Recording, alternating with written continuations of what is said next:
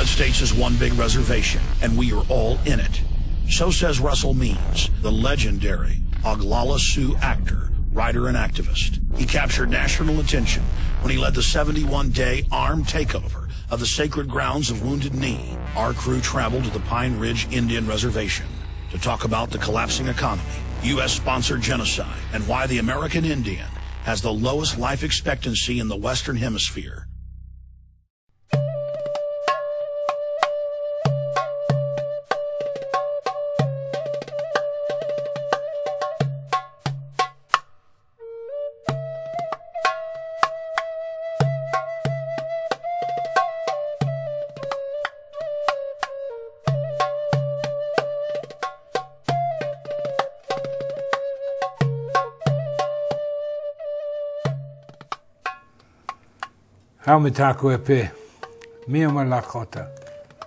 Hello, my relatives. What I have to say about myself is that I've been to prison, I've been a thief, I've been a doper, a dope dealer, and I've also gone to college. I'm an accountant and a computer programmer, as well as getting my doctorate in philosophy. I've been everywhere in the strata of white society. I've even hung around with multimillionaires when there were no billionaires. I am an Indian, American Indian. I prefer American Indian to anyone born in the Western Hemisphere is a Native American. I'm an Oglala Lakotah from the Pine Ridge Sioux Indian Reservation, which is still designated in the Defense Department as prisoner of war camp number 44. You see, Indian people, we don't have any rights, any constitutional protections on the reservation whatsoever. No freedom of speech, no privacy. Well, you Americans are in the same boat. As far as being an American Indian and a Lakotah, I also belong to the Republic of Lakotah because a significant portion of my people withdrew from the treaties we made with the federal government. The 1851 and the 1868 Sioux treaties and American treaties signed at Fort Laramie, which is now Wyoming. But that's in the Republic of Lakotah. So when we withdrew from the treaties because of gross violations, according to the laws that the United States of America is signatory to, and we have a strategy for attaining our complete independence and a return for our land. I've written an autobiography, Russell Means, Where White Men Fear to Tread is the title. It's a very thick book, 550 pages, but I'm very proud. I've had 17 printings in 16 years. So people are interested in who we are. And it's actually a comprehensive history based on my family of our existence in the 20th century and the deprivations we went through and the trials and tribulations. And so if you really want to find out about us, read my book, and then you can go to research any place you want to. But you see, the sad thing in America is that we don't exist in the 20th century. You have to specialize in Indian education of some sort, anthropology, history, and then go and dig in the archives of wherever in order to find out anything about us in the 20th century. So there you have it. You know, the American people, for too long, have been an irresponsible, free people. And even generation to generation, as they've become less free, they don't recognize it. They have lost the ability of critical thought. In order to regain critical thought, all you have to do is read your Constitution and then look at the laws that govern you, especially from the federal perspective.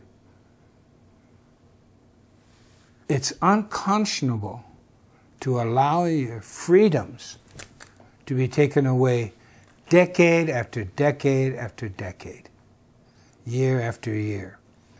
And I'm very proud of this, by the way. My nation, the Lakotah, were the first nation to militarily defeat the United States of America on the field of battle. And that resulted in the 1868 Sioux Treaty. Be that as it may, what has happened after they economically forced us into these prisoner of war camps by destroying our food supply and our right of passage in our own land, they confined us to these, and then they began practicing and perfecting their colonial tactics. What has happened is now America, because of the irresponsibility of your forebears and the irresponsibility of yourselves, you are now on one huge Indian reservation. All policies were bred and born and birthed on an Indian reservation, and then exported to the world, and now comes back on the backs of the American people. You have a near-perfect document.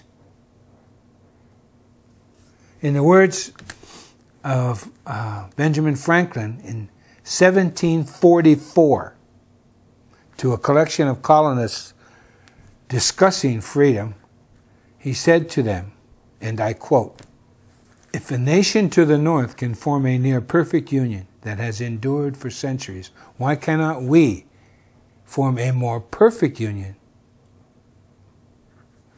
Unquote. So they're talking about the Iroquois Confederacy, and that's where the Constitution comes from. Because in 1988, on the eve of the 200-year anniversary of the Constitution, it was a unanimous thank you by the Congress of the United States. They sent in writing to the Six Nations Iroquois Confederacy, thanking them for their input into the Constitution and the formation of the United States of America. So you see, the Constitution is Indian law, and that's why I love it.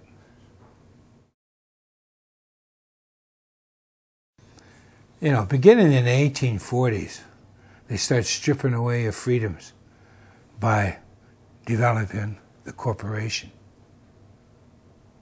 You know, a piece of paper. A piece of paper. And then in the 1870s, of course, during Lincoln, when they declared martial law, and even after they ceased civil war, martial law continued on for another 3 or 4 years, when it was no need to. And you go on and on, but in the 1870s, that's when Congress started giving the banks the right to rule. And of course, you go on to 1913, and the beginning of the 20th century, that's when they officially gave away the power of our economy to the banks. You know? They can print the money for us. According to our Constitution, you should never allow, the people should never allow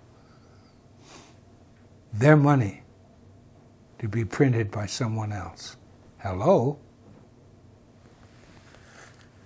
So the history of the Indian and the history of the American have now come full circle, and we're intertwined in the dictatorial policies of those that control the monetary system of America. And they have done such a bad job of it that they're destroying themselves. It's ludicrous at best. What has happened in Indian policy, or I should say American policy now, is that because you don't have control of your money, the international community has refused to invest any more into the financial instruments of America because they know they're worthless, that the United States is too far in debt and cannot cover it. So consequently, they've refused to buy the bonds and the treasury notes, etc. At any rate, the Federal Reserve has been, for over a year, way over a year, been printing money when no one's buying the financial instruments of the United States. So what the Federal Reserve has been doing is buying those federal bonds and treasury notes and then printing more money. It's absolute suicide.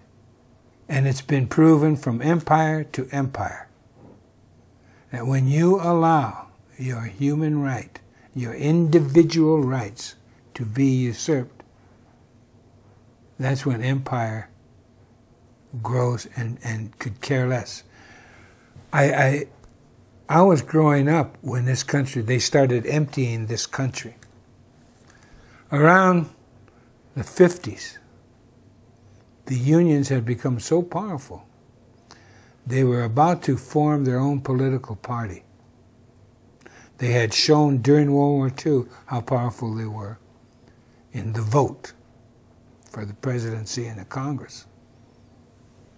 But they sat down with the bankers and the government around 1950, give or take a year, and they made a deal. The leaders of the unions made a deal with the leaders of America and sold out the unions.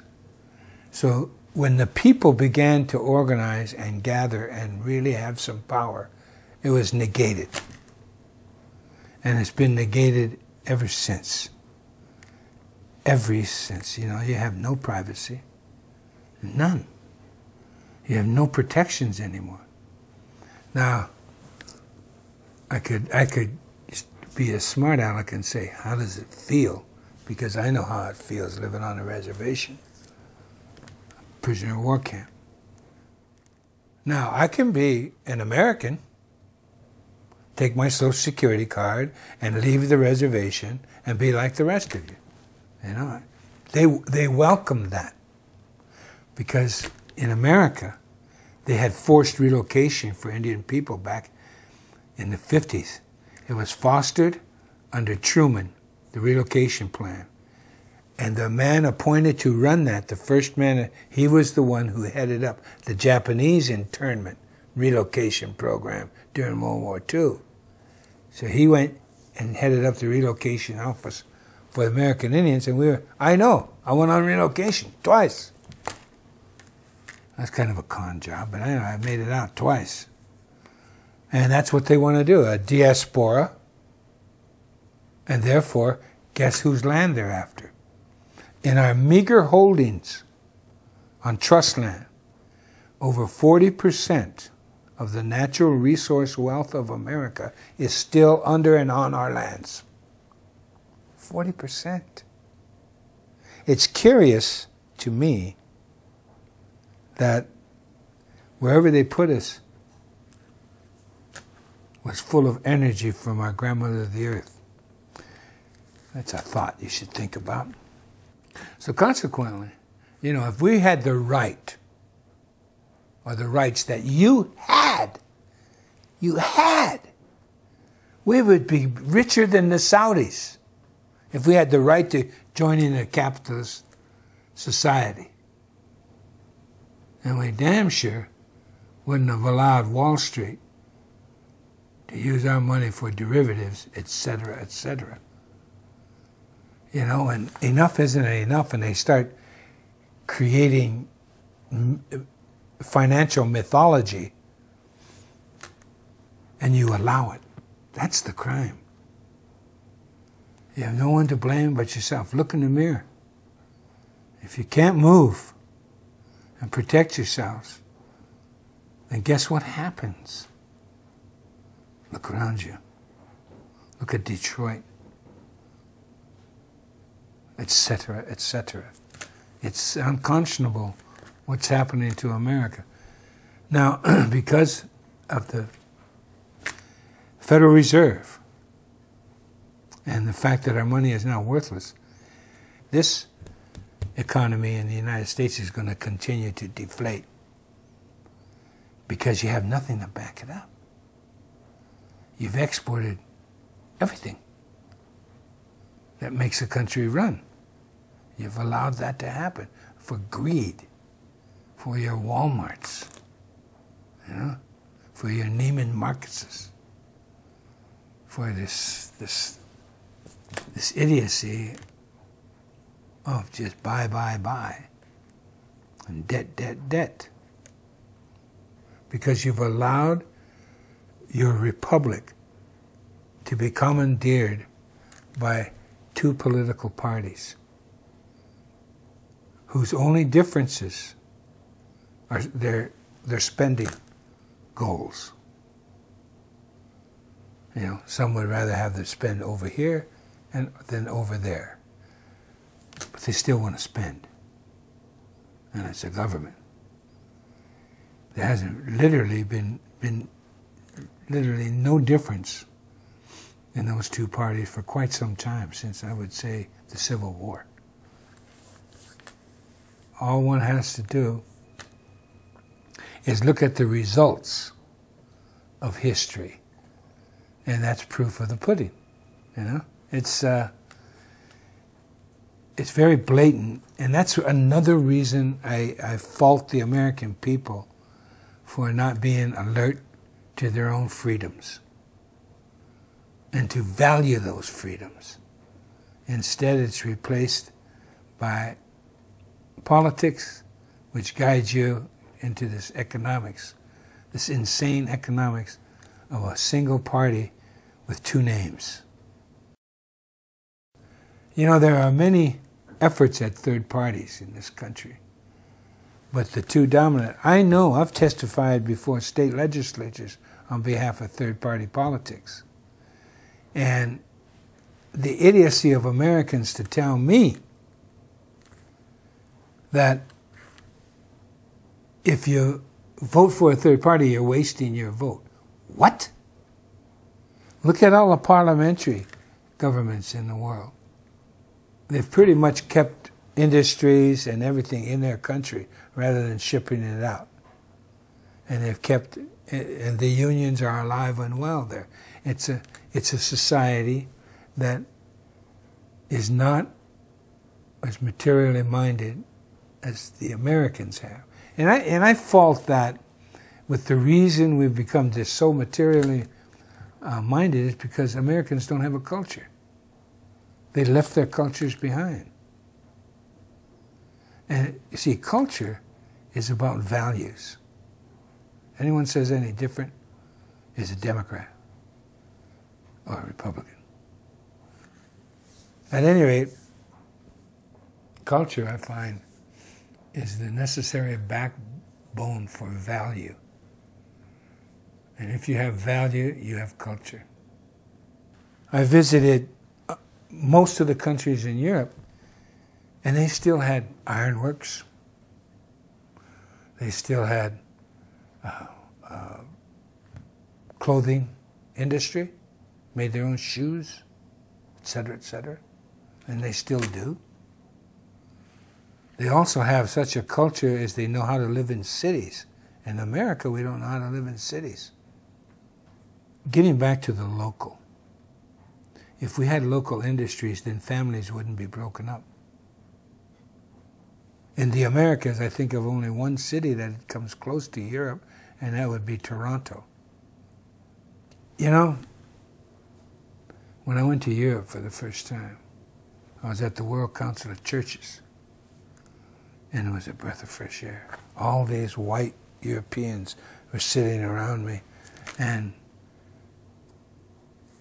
just their conversations was refreshing. And I got a different look at what white people are all about. And it seemed to me immediately that these Europeans were a lot more responsible than Americans. It was immediate. Here's what it comes down to, mob rule. 50% plus one, and then the rest, the 49.9% left that disagree, have to follow the 50 plus 1%. It's idiotic. That is not freedom or an expression thereof.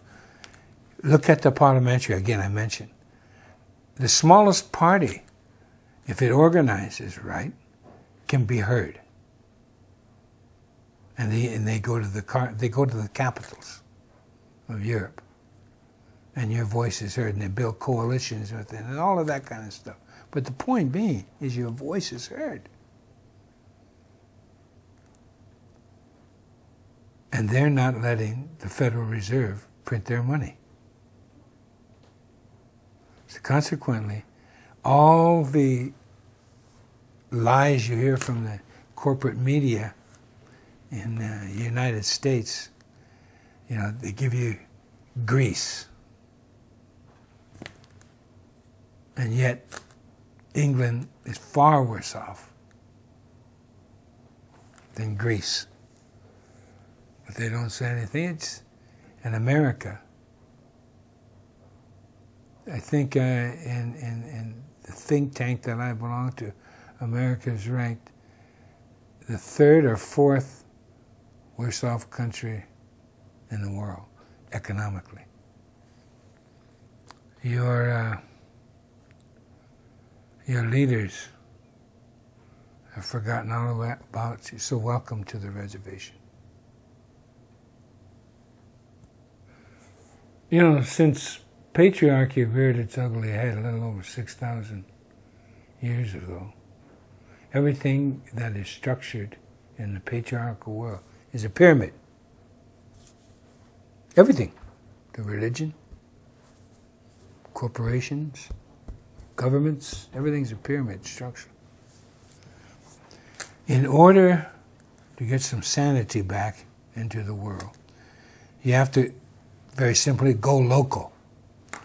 In the Republic of Lakotah, here's the way we're going. And I'm looking at my ancestors who are responsible, in part, for the Constitution of the United States of America. Why not go to the source?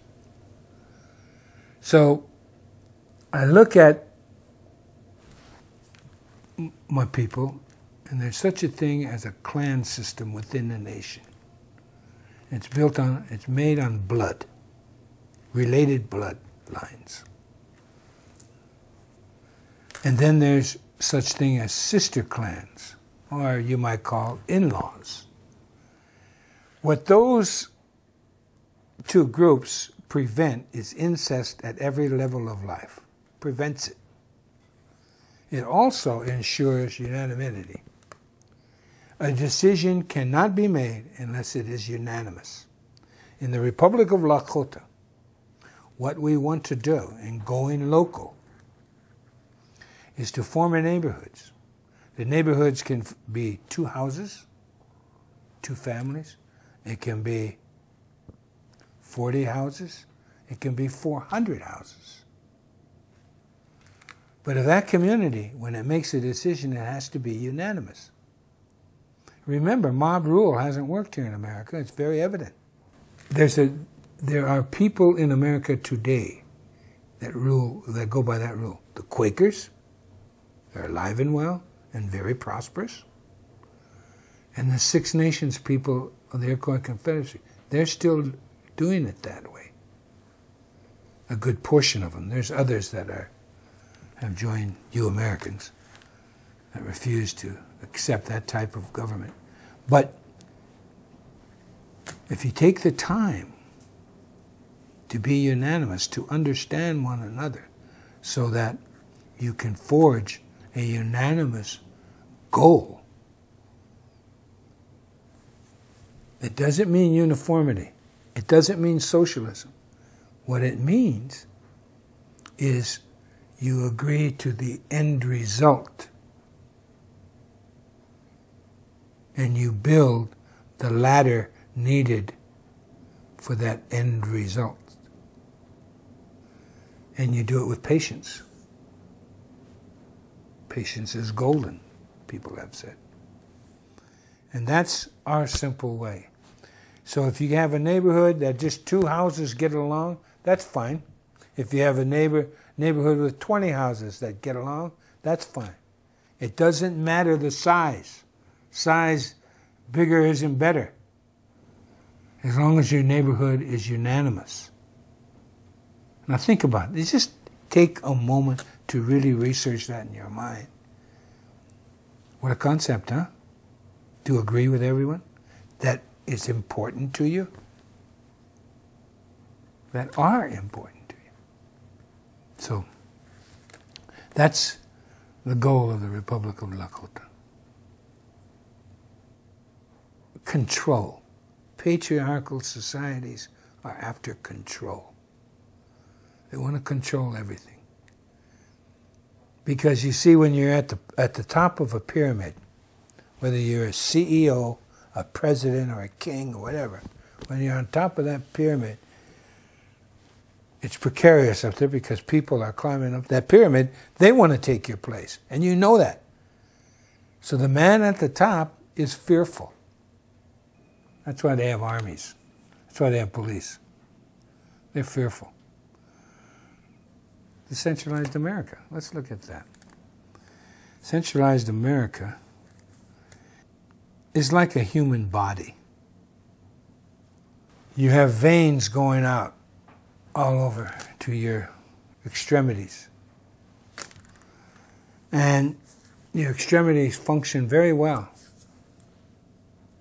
And then disease sets in. And all of a sudden, the blood is not being fed to all these extremities. And the right and the proper nourishment to keep your body free is co-opted because, number one, you don't eat right, you don't exercise right, and you don't have a feeling of well-being, because the psychological is very important. So your body begins to die prematurely. Well, that's the same thing with life. Life is organic. And in order for it to be organic, everything has to flow freely. If you over-centralize anything, look at a forest, for example. That is centralized. But what's the first thing you smell when you go into a forest? Decay. Because there's so many trees that are strong, and they're up there reaching for the energy of the sun. And then there's the other trees that came later, and they're weak, and they're searching for the sun, but they're crippled because they can't reach it because of the big trees. And so the forest begins to die. Or you look at everything and anything around you, and you'll see that anything that is centralized is wrong. What really blows my mind is you go to school and you learn history, but it means nothing to you because you don't do anything to change it. Another empire rears its ugly head and does the same thing that every other empire has done. They overreach, become greedy, and they become too large for themselves, and they can't maintain, because what happens when you become an empire is you've got to maintain a military. That's the only industry left in America. That's proof positive. Look at the budget of the Defense Department. How do you allow that? We weren't like that when I was born. I was born in 1939. We weren't the world power. There was another empire called Britain.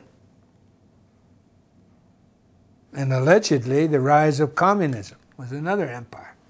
Both of those empires are gone. Just like the Romans. Just like the Egyptians, the Ming Dynasty, Kublai Khan. On and on and on throughout history, the same mistakes over and over and over again. When I was growing up, it was a more libertarian society on its way to extinction, but still it was libertarian.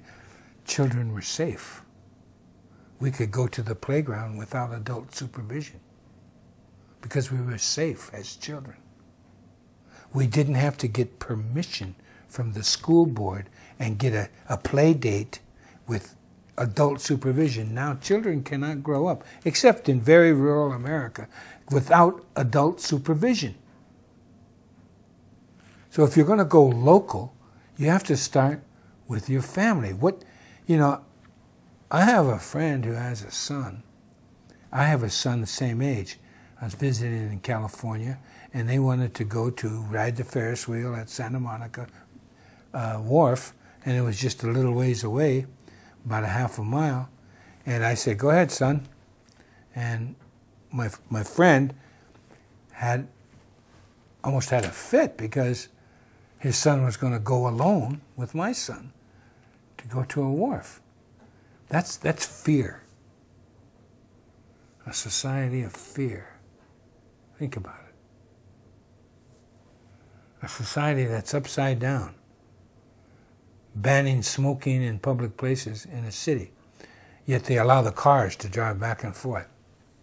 What kind of logic is that? It's insane to live in America now. And America is emptying out. I have friends, and I have friends of friends who are upper middle class, and they're moving to Central America. A lot of them have moved. Some have moved to New Zealand, some have moved to Australia. But most of that I know have gone down to Costa Rica and Panama. They see the handwriting on the wall for America. And it isn't good, because to wrest control of the monetary system from the Federal Reserve will take, I'm sorry to say, a revolution. And America has been through it before a couple times. So, you know, and three times actually, if you count the union movement, because they revolutionized the people. And whether you like unions or not, there was a time in America when the people, through unions, made their political mark on the ways of America. For instance, the union movement was responsible for the GI Bill, the greatest affirmative action program for white people in the history of America. It's information deprivation. That's what they're giving us, you know, with the federal school system, no child left behind, and all of that, the dumbing down of America. You know, that's Indian policy. That was born on a reservation in the boarding schools, man. How you dumb down a people in your mode of education. See, I'll give you an example of America as I was growing up. Again, more values here. You know, with local control, you have more honesty. That's just a rule. Think about it. Local control engenders honesty. When I was growing up, I went through a school system in Northern California, and all of California's public education was considered the finest education in America. And this is in the 1940s and the early 50s. America was considered #1 in education in the world.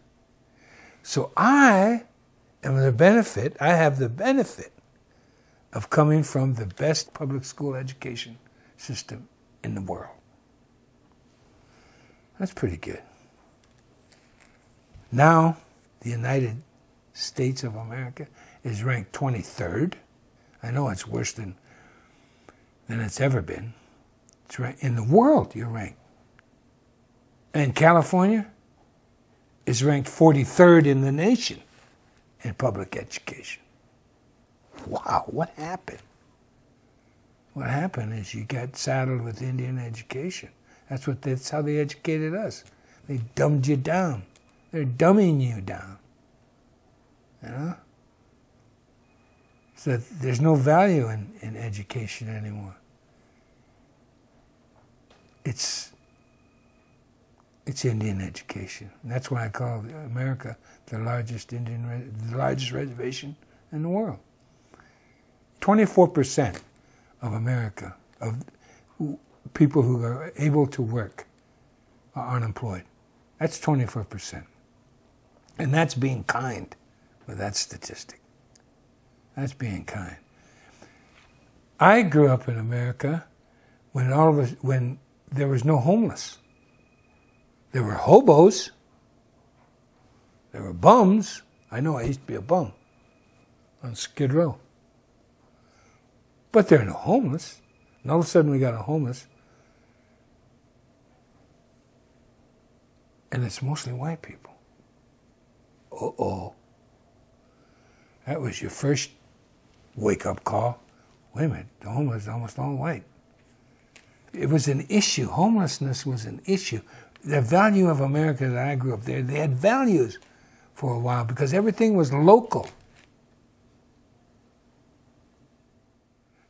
The grocers, the small town grocers, they had to go to the truck, where the truck farms trucked in their groceries.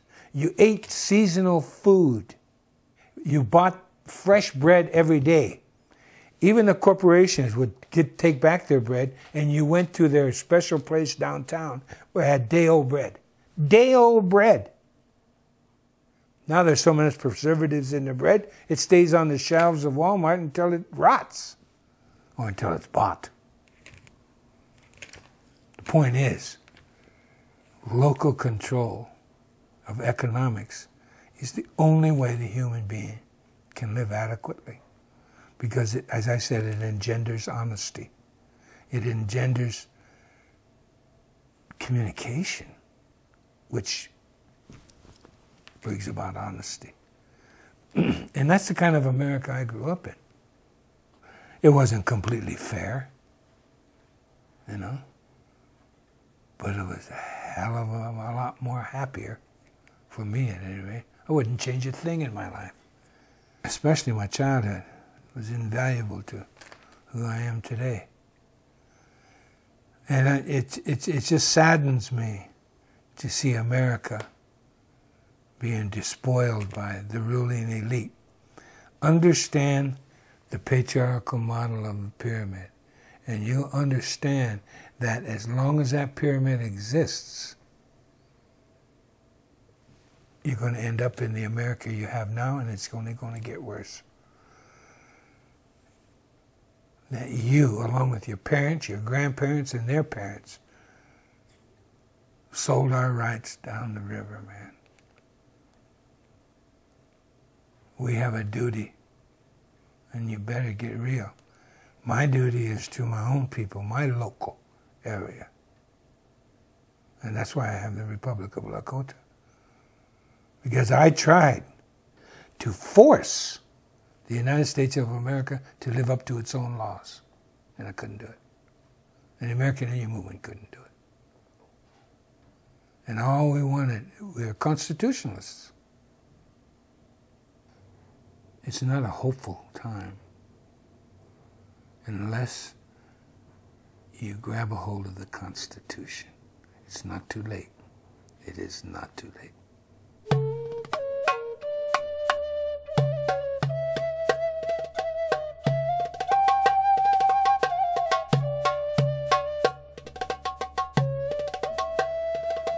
Well, we're here at Wounded Knee on the Pine Ridge Indian Reservation, also known as Prisoner of War Camp 44.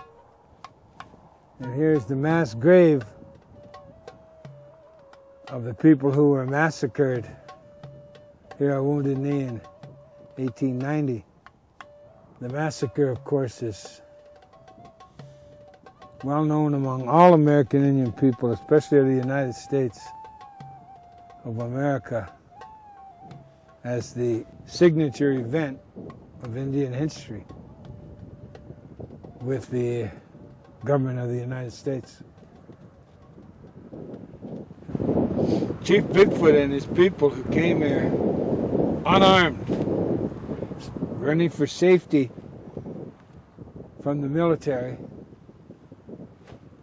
but they were stopped by the 7th Cavalry. The day before Christmas, they were brought down here. They were brought in from over those hills there, and they were camped along. This was a creek then. It's all dried up now, but they put a Hotchkiss gun up there on that hill. You know, the Hotchkiss guns fired rounds about like a .50 caliber. They put them up on the hills over there and up over here. See, then there were no trees, just brush. And they put a Hotchkiss gun right here. And when the order came, they massacred men, women, and children. Over 300. Then after they mowed most of them down, then the cavalry rode in with their sabers and their pistols. Finished the job of the women and children and old people down in those ravines and down by the creek. And it was indiscriminate. They used sabers on babies and women. They loved to come along and hack. It was pretty gruesome. Pretty gruesome. Of course, we got the eyewitness stories in detail from the survivors. Bigfoot, ironically, was running to keep his people safe from the cavalry, and they were all killed instead. This ground is consecrated with our blood.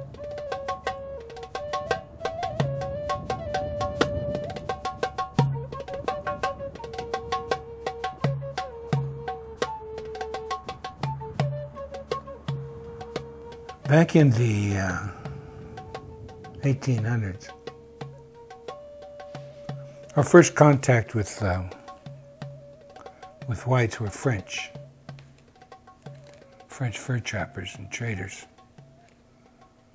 And then a few Scotsmen came in and others, and established trading posts in different areas of our country. That was okay. We got along with everybody. There's room. This is a vast land. There's room for everyone, we thought. And then, to short-circuit that, you know, we met government officials prior to our war. But then they found gold in Montana. So the shortcut was right across our land. Well, we didn't mind. People were passing through. Good, you know. There was only one instance of an Indian attack on a wagon train. And all they did was run off the oxen. And what happened was that wagon train was approached by these Indian people. I think they're Pawnees. And they asked for two oxen. And they were chased off with guns and insulted. And so the Pawnees said, all right, you wouldn't pay the toll. We're going to take all your oxen. And they did. That's the only instance, recorded instance, of any confrontation between Indians and wagon trains. But the mythology says otherwise. But then the Army, at the insistence of itself, started building forts along what was called the Bozeman Trail. That was the trail to the gold fields. Well, that was going too far. That was contrary to what the United States of America had already promised, and it was contrary to, it disturbed our land. And they didn't have ownership. So we went to war, and we won. The result was the 1868 Fort Laramie Treaty, and the United States agreed to all our demands, every one of them, and left. They got as far as Chicago, and then they changed some of the treaty. They kind of took about 1/3 of our land away. All of what was in now the state of Nebraska. They cut that because Nebraska was about to become a state. So they They cut that portion off in Chicago, went on to Washington, D.C. The treaty was ratified by the Senate and proclaimed by the president, the then president. So these unruly Sioux people, these Sioux Indians, we got to do something about them. So they embarked on the war of attrition on our food source. And here's a staggering statistic that is fact, anthropological and historical fact. At the coming of the white man to the Great Plains, there were estimated approximately 60 million buffalo, a southern herd and a northern herd, that grazed the Serengeti of the North America, which is the Plains states into Canada. That whole area was a vast migration of natural animals. 60 million buffalo. 60 years later, this was at the beginning of the 1800s. 60 years later, there were 200 and some odd left. That's 1 million a year killed. That kind of devastation is unknown anywhere else in the world. And that's one of the legacies of the United States of America. And that's what got the Plains Indians to acquiesce. Not just the buffalo, but all that migration that represented a food source, a shelter factory for hides and clothing and medicine. I mean, real medicine. All of that slaughtered.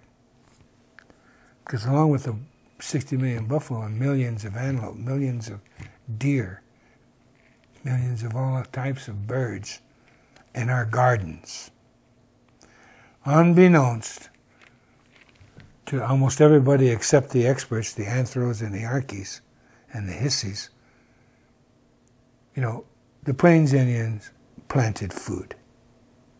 We had farms. We had gardens. It was that simple. It was real easy to grow things. So then we had to come into the reservations. We were starved into it. Literally starved into it. But when we came in with pride and dignity. Even though we had been logistically defeated rather than militarily defeated. We became dependent because our food source was gone on handouts from the federal government. Starvation rations. And because of the demoralization of that fact, and the fact that our women were regularly raped, we still stood up.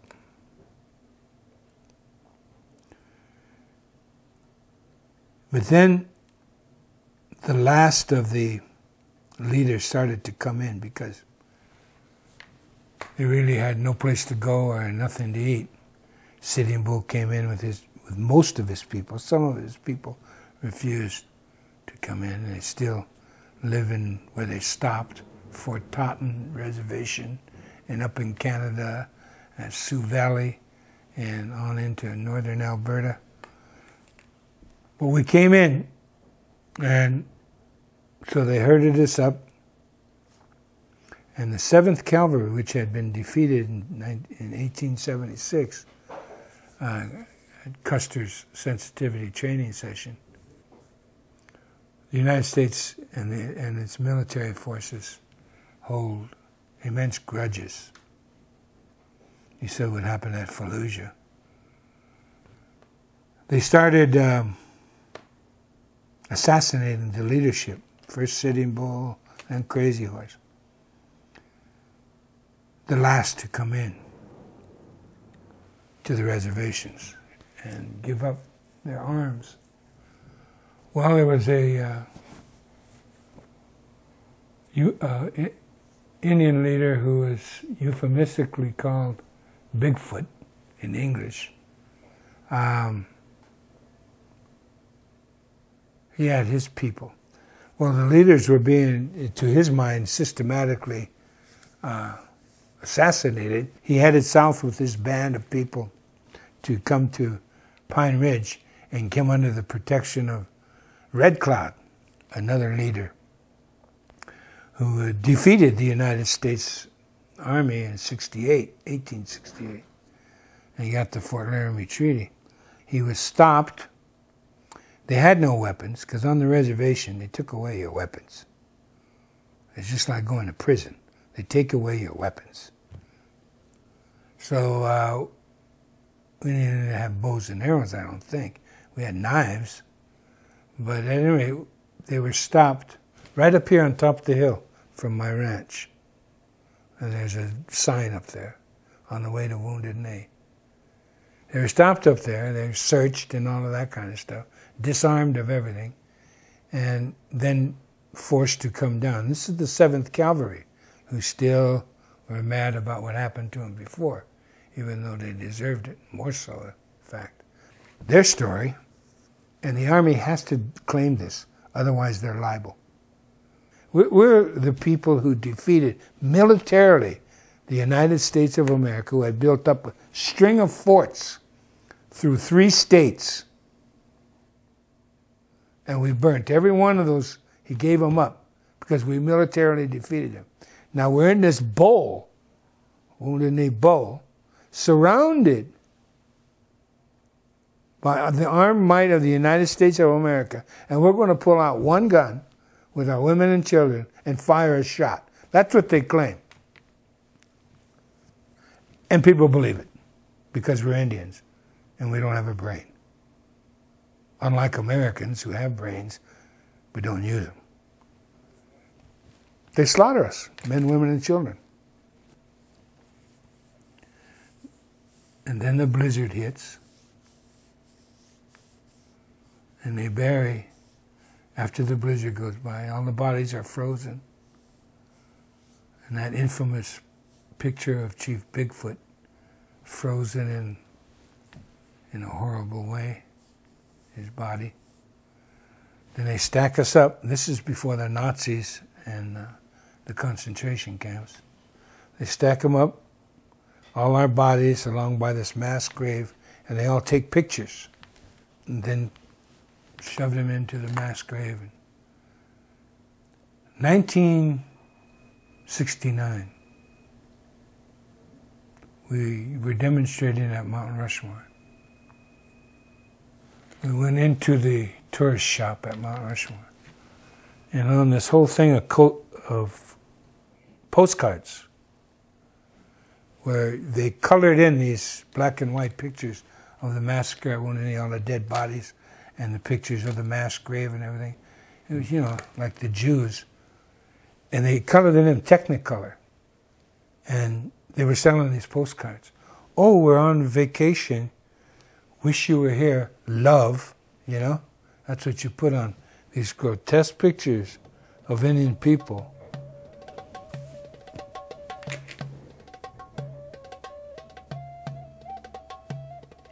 We tore up that shop and we took over Mount Rushmore. Stayed there for a year.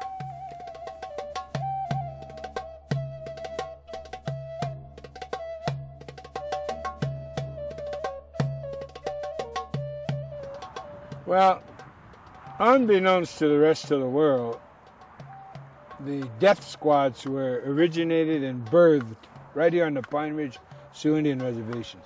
The death squads that eventually the United States exported to El Salvador and now Colombia and other Central and South American countries, you know? Those death squads that they used. Well, the first one was here. And what they did was arm and supply and train a goon squad. A goon squad of Oglalas who were under the personal guidance and protection of the president of the Oglala Sioux tribe, the reservation. He was the lackey the U.S. government used.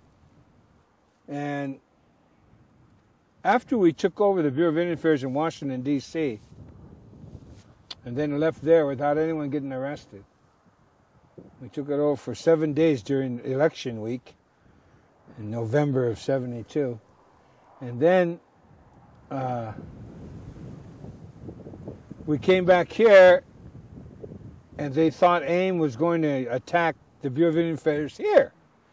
So they brought in a squad of 80 marshals in their paramilitary squad, and they put them up on the roof of the Bureau of Indian Affairs building and guarded it, while we decided, under our traditional chief's direction, to come here instead of attacking that. And we did. We came here that night of the 27th of February 1973.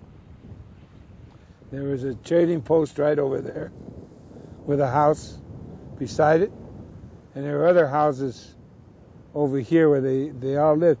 These are the traders, the white people.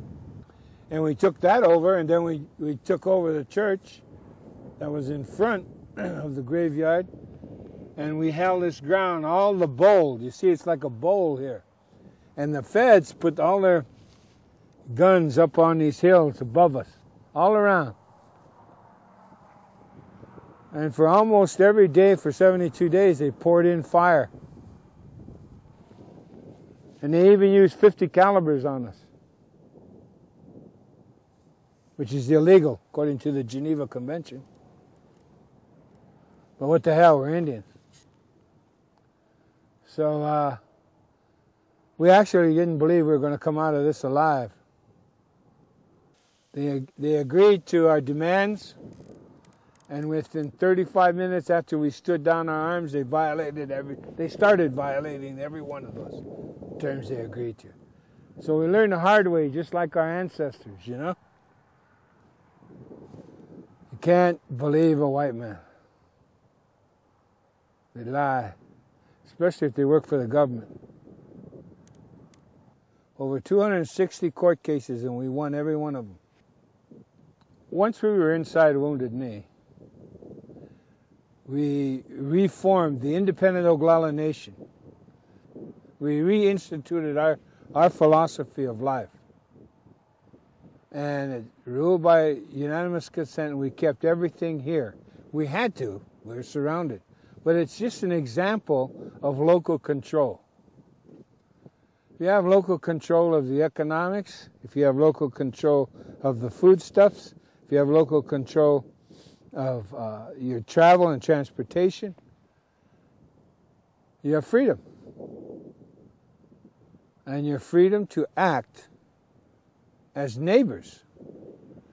You know, you don't need government because you have each other. It's a simple way of life, but I guess it's too profound for Americans.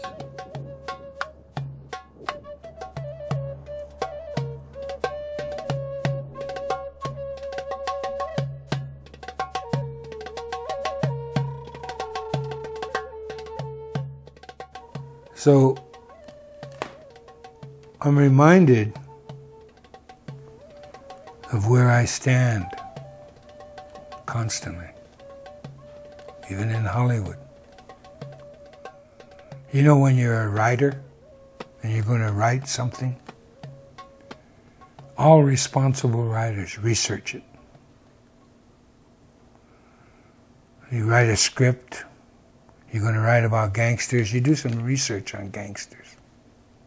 You don't just make it up. And you do research on labor movements, whatever the topic, on love. Except when it comes to Indians. Script writers do no research. I know. I've confronted them. I've acted in some of their TV and movies.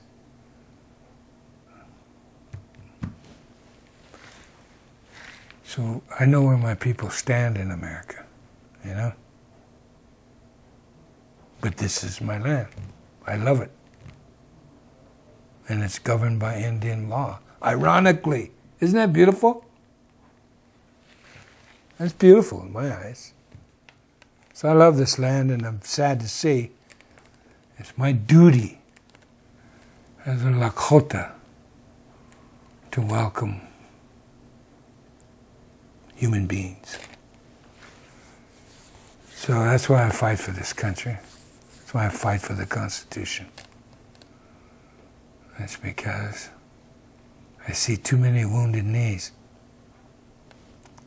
The Branch Davidians, it's a white man's wounded knee, you know? When Clinton, a Democrat, attacked his own people and slaughtered them. Wow. Never stops, does it? And then they're demonized. And you know what they went to prison for? Those that survived that Holocaust? Illegal possession of firearms. The reason for sterilization is that usually is visited upon tribal people. People who still lean towards matriarchy. People who are organized in a socio-economic way of life that is counter to the existing paradigm.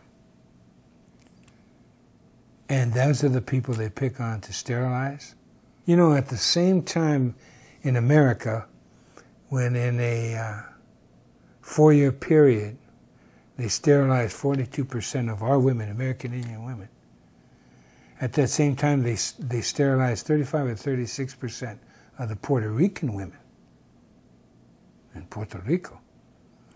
Because there was a groundswell of liberation movement in Puerto Rico that was getting way too big. And I guess one of the methods they employed to stop that, besides prison and deprivation of your individual rights, they sterilized Puerto Rican women at the same rate, almost the same rate, during the same time period. And you know, that was never really brought forth, except by us Indians. We're the ones who found it out. But that's my answer to the fact that the dominant society is fearful, and always has been, of matriarchal indigenous groups. And those are the ones they always want to control the population. And you go around the world, the Ainu north of Japan, the original indigenous people of Japan, driven to the northern islands. The Sami people of Scandinavia, commonly referred to as Laplanders. And you just go on, the indigenous people of Africa. The massive sterilization down there, the massive slavery, my God. It all started with the Arabs, you know, when they started enslaving Africans way back when. So it's continuous attack on indigenous people the world over. You know, they talk about the whatever it is, the biofood, the pharmaceutical, all the corporations. You know, it's just one word, it's greed. They've set up a system, and the American people are the laboratory. They set up a system. What's the best way for our industry to profit? Well, we got to have sick people. They go to the scientific community in league with the government to okay all of these drugs that can kill you. What's unbelievable is they advertise these drugs as lethal, and people still buy them. Huh? That, along with the Social Security, I mean, what are Americans? Man, What happened to their brains? Well, I know it's the educational process is a lot large, but I think these foods, I'm convinced that an entire people that do not want to say anything about defending their rights, that don't do anything to stop the continual deprivation of their individual freedoms, it has to be also in the food and in the medicines, along with everything else, because nobody's that stupid. To see these TV commercials on supposed medicines that they tell you is lethal. Well, you know, if your liver goes bad, immediately call your doctor, whatever they say on there, you know. It's unbelievable the situation Americans have allowed themselves to be put in, and they still do nothing. They still do nothing.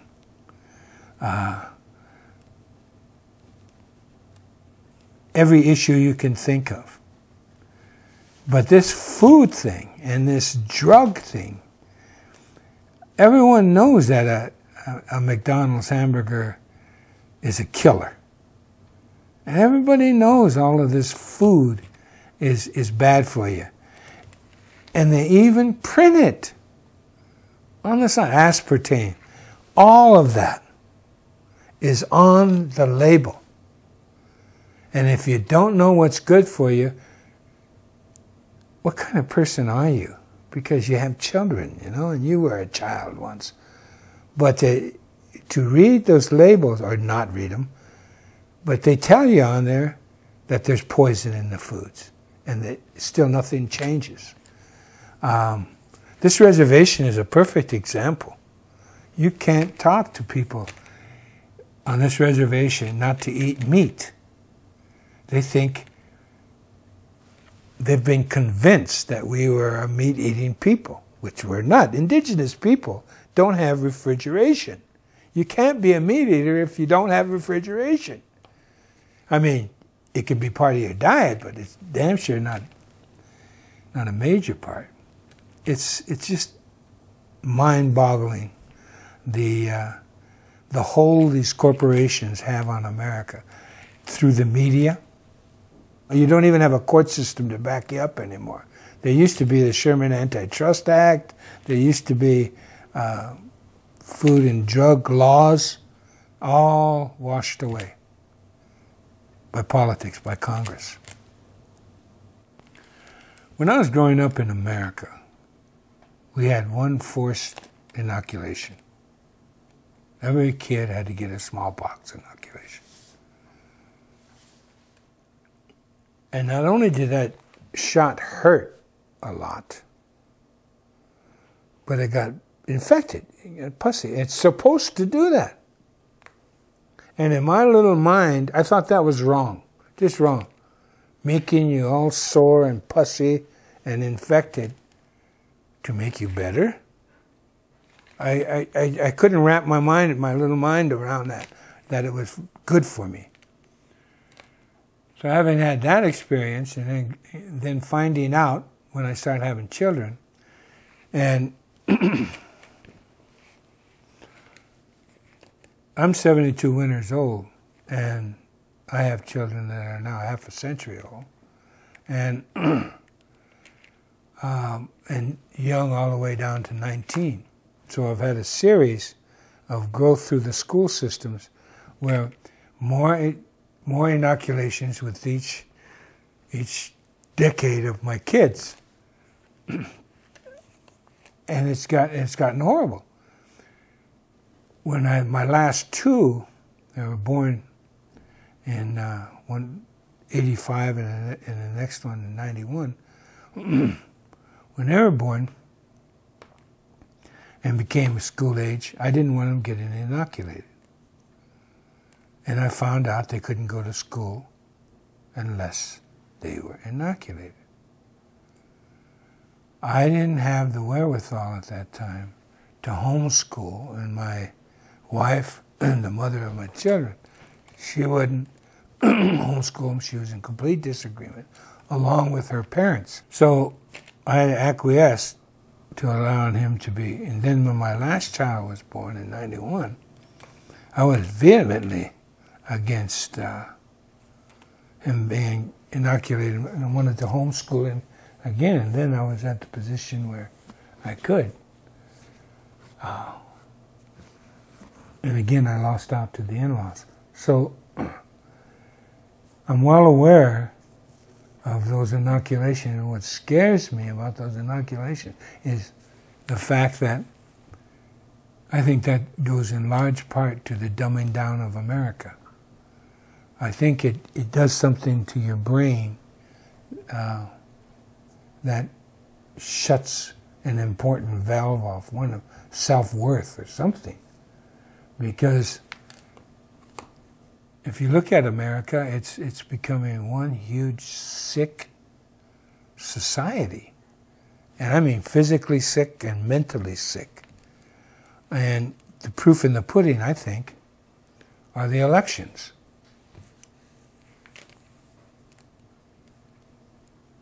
It's just unbelievable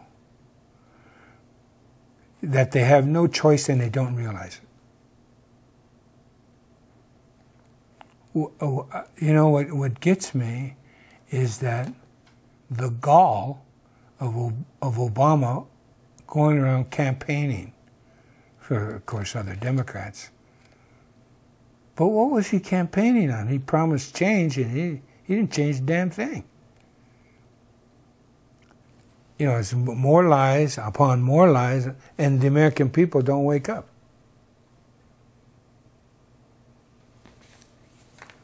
It's unbelievable that after 2006, anti-war demonstrations disappeared.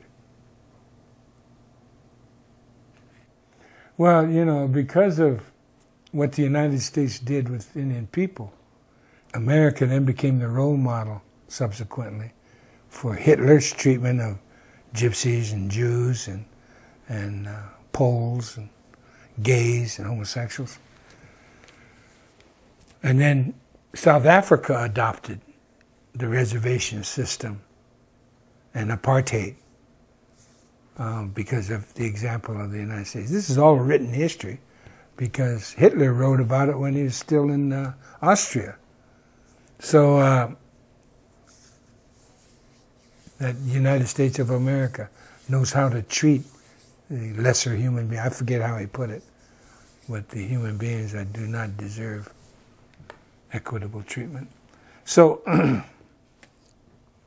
unfortunately for the other peoples that suffer, America was the role model for concentration camps. I know the Japanese did it, and you know, the Japanese were not treating American soldiers or any prisoners badly until the United States, and this is a little known fact, the United States started sending the Japanese to concentration camps in western United States. So that too is factor. It's not an unknown tactic about the scorched earth policy. I mean, that was done throughout empires. In fact, that's how you rewarded the soldiers, to keep them fighting. They got all the loot and the women that they could, you know. So Sherman's tactic in the South wasn't new, very effective. It's called terror. And so he came out west to try to employ that same thing, but he failed. And it was one of his lieutenants that called the Lakotah, my people, the finest light cavalry in the world. We were too mobile, the Plains Indian, for Sherman to be successful. The whole railroad system was dependent on a safe throughway through the plains. And the Plains Indians were, for lack of a better term, nomadic because of the Serengeti, or the plains of America, of North America. So That definitely had a part to play in the dream of the railroad barons and the industrialists of America. And also, you know, got the imperial reach of America, because they were definitely, they needed to connect the West Coast with the East Coast in order to grab a hold on America. And of course, most of America was done illegally. You see, the Louisiana Purchase wasn't a purchase, except for the fact that what they purchased from the French was the right to negotiate with the Indians, free of any interference from France. The doctrine of discovery had already claimed that. So according to the Catholic Church and all international law, they own the Louisiana Purchase. But all they sold to the United States of America was New Orleans, and then some of Louisiana, most of that Delta. But then the rest of the Louisiana Purchase was their right to negotiate in fair and equitable treatment with the Indians of that purchase. So them claiming the Louisiana Purchase as a land grab, it was a land grab, you know, illegal land grab. They never bought Alaska from Russia. They bought the 5 ports, trading ports. That's what the United States bought. That's why it was necessary for them, as the Alaskans got educated and said, hey, you don't own this land. So they passed the Alaskan Native Land Claim Settlement. Because it's the natives up there, the Indians, the Inupiats, and the Aleuts. So they owned Alaska. So in the 1970s, I think 72 or whenever they passed the Alaska Native Alaska, that was to finally own, the United States finally own legal title. And that's contested to Alaska. The Imperial March of America, you know, it was Thomas Jefferson who said America should reach the entire Western Hemisphere, and failing that, at least to the Isthmus of Panama. The thing about George Orwell is that he wrote a book to be entitled 1948, and it's supposed to be factual. He immediately saw what the net result of television was going to be and become. So he wrote a book, 1948, about the massive control television would put upon the American people. Well, his publisher said, look, this book will never sell. You've got to fictionalize it and create another title. So he inverted it to 1984, and he wrote his book, as we all know, 1984. Well, television became that, and a good training ground for the subsequent generations to be to have the attention span, you know, of a gnat. And so now you've got, it's amazing to me. Big is better, and I've watched society go from widescreen movie things to widescreen TV. Except the younger generation doesn't pay that much attention to TV anymore. They're going small. Now, it's unbelievable to me that society now watching movies on a telephone and playing games on these little devices with a small screen, when all the time in America, big is better. Wow, what a transformation. But nevertheless, it's even more so now. The largest part of entertainment industry is video games now, and it's outpaced movies, everything, TV, and it brings you further remote. So what does the government do? It brings you in to use drones, another video game, except this is real life. killing life. I don't understand it. The fact that TV now controls whatever the form, whether it's on your little handheld device or on the big screen, it's all about fantasy world, and that's what everybody's hooked on now. Is fantasy world. It's even gone beyond 1984 in its completeness, and I do believe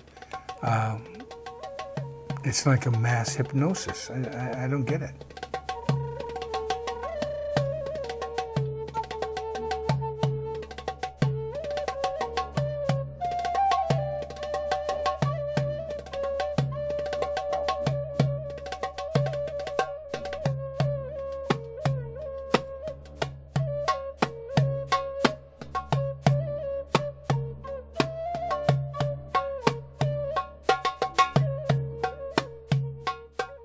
You know, what the patriarch doesn't understand is natural law.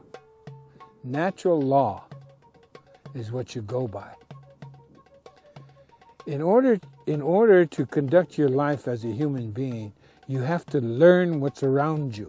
That's natural law. Learn about the trees. Why do the leaves fall?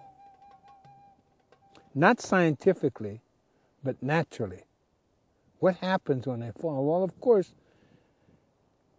you go down there where the leaves fall and you'll smell decay. They're decaying, but at the same time, they're fertilizing. And if you watch the land, you'll see all this plant life. But the poison plants have no friends.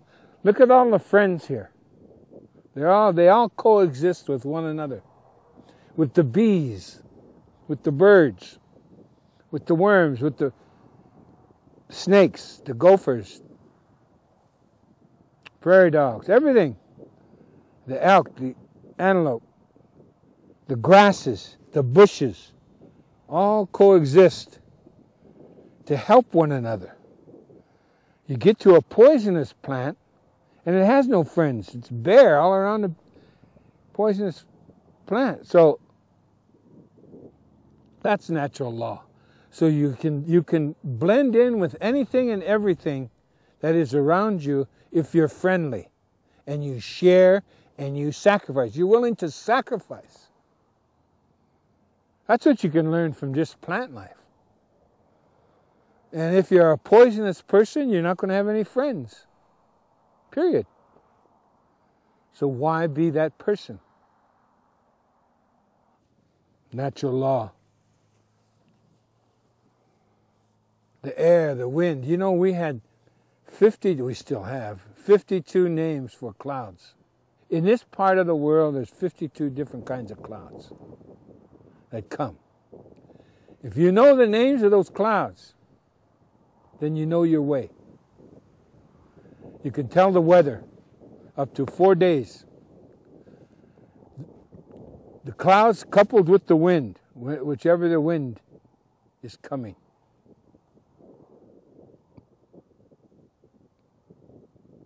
That's natural law. What also is natural law is that everything that is round is sacred.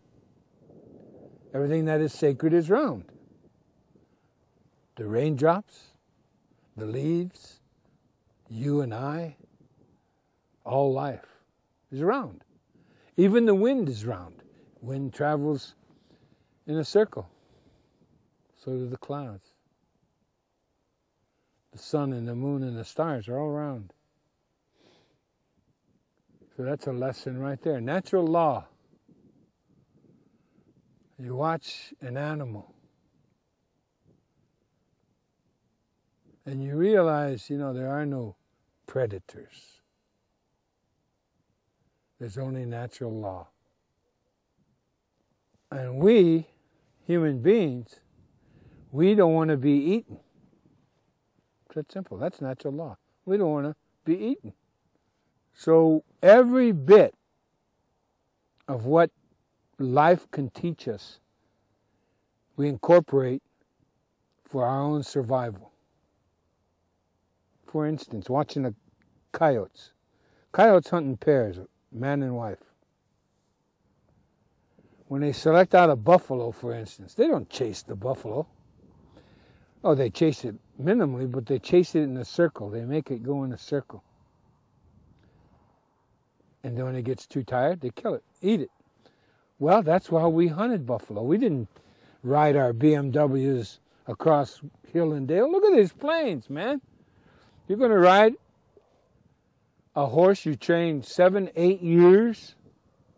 You're going to ride them over hill and dale. You don't know where a hole is or a big rock or cactus or anything. And then you chase that beast, say, over the hill, and you're camped out here, and you kill it over the hill. Who's going to go get it? That's a ton of meat, man. No, you follow the coyote. And we run the buffalo in a circle, kill it, and we're all right there. And we can enjoy the meat, and the hide, and the fur, and the tongue, and the hooves, and the head, and the skull, and the tail. Every bit means something to us, has value to us. Natural law is the 4 seasons. How do you live in the 4 seasons? Well, we built what is called a teepee, a home. It's one of the finest architectural designs of buildings in the world. In fact, it's the best because it doesn't need a foundation. The teepee poles, weight is on each other. Then you put the hide around there and you add to the weight, but the weight is on the poles, not dependent on the ground.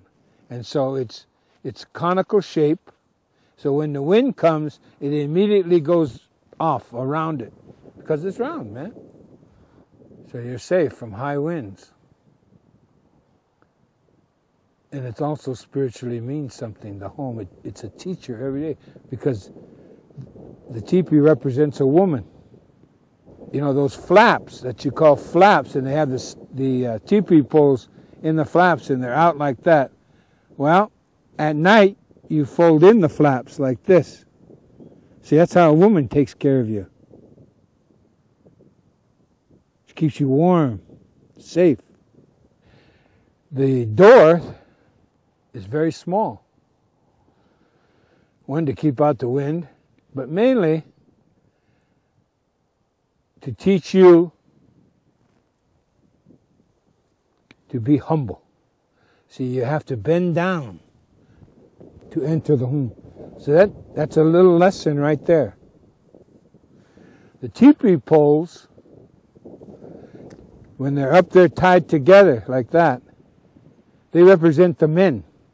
And when the men are tied in unity, nothing can bring them down. Nothing. Not even an earthquake.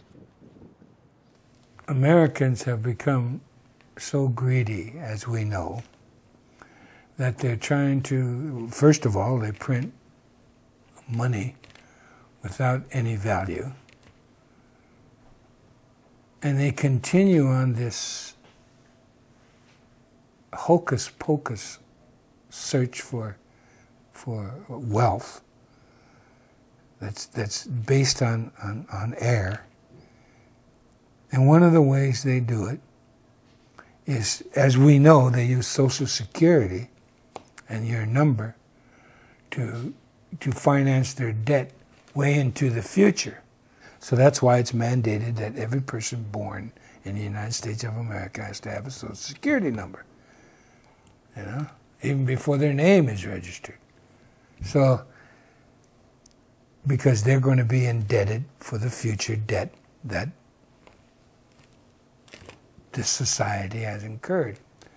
The United States and its various agencies, the governments even, are using people to raise money and trade. As we know from the Social Security system, that everyone born and has to have a Social Security number, or you can't get anything. In fact, your parents can even go to jail if they don't get a U.S. Social Security number.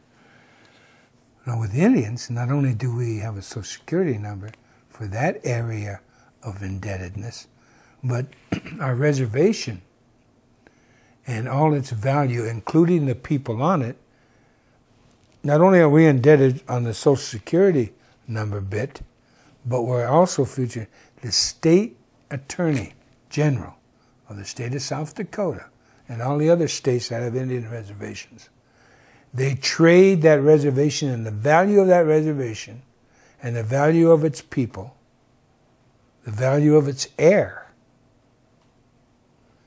the value of its carbon emissions are traded on Wall Street and through Dun & Bradstreet. It's listed. This value is put into financial instruments that are packaged and repackaged, just like the real estate fiasco. So we haven't even hit on all the swindles that Wall Street is visiting upon the people of America. You're nothing but a bunch of coupons for the United States government and the people who run it. That's it. American people, you're a commodity, and you don't deserve anything else. And they're going to make sure you continue to be a commodity as long as the empire exists. As long as you allow the Constitution to be raped.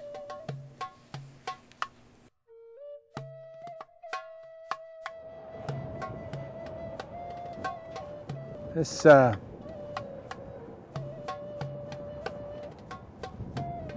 land now filled with Indians that are absolutely dependent on the government for everything. For everything. At any rate, you depend on the government, and what you'll end up with is poverty and a lot of paper. Because everything you do, the government requires a lot of paper. You have to fill out a lot of forms. Then they have to fill out a lot of forms. And then they go up to the next level of government, they got to fill out a lot of forms. And by the time it gets to where it's supposed to go, nothing happens. We have government health here. Our life expectancy, if you don't count AIDS, is the lowest in the world. Here. We are worse off than people in Haiti. Not only physically, but of the heart, our spirit, our reason to live. No, you don't want the government taking care of you. I do not speak untruths. Our land held in trust by the federal government, so we can't get loans, so we can't get businesses. That's some more paperwork you have to apply for. Our casino, the money goes first to the Bureau of Indian Affairs, then we have to write proposals to utilize the money. It's a never-ending cycle of poverty, dependency on the government. And in order for you to get ahead, you have to be like a congressman. You have to take bribes. You have to steal money. Taxpayers' money. So America is no different than this Indian reservation. You're dependent on the government now, and you're getting what you deserve. But every time you try to get away from the government, they'll kill you. Or put you in prison. Or let you become an American.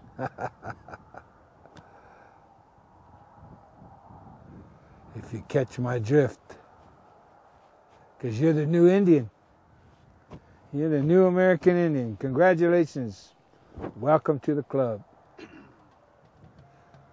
But this land is beautiful. It belongs to us. And we should learn to take care of it by fighting for her. She's worth it. And so are we.